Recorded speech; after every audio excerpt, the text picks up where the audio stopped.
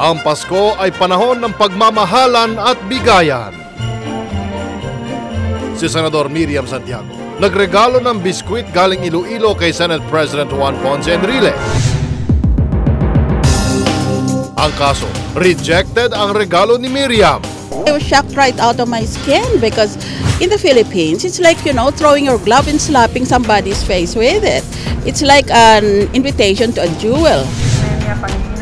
Pero pati regalo ni Senador Pia Cayetano kay Enrile, ipinabalik daw. Ang suspetsya ni Miriam, pro-RH bill kasi sila.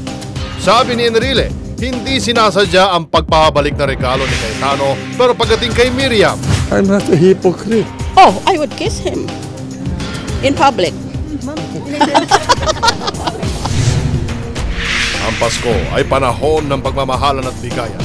Pero ngayong gumugulong ang RH bill sa Senado, mauwi kaya sa personal ang tampuhan ng giriang pinalala ng pinabalik na regalo.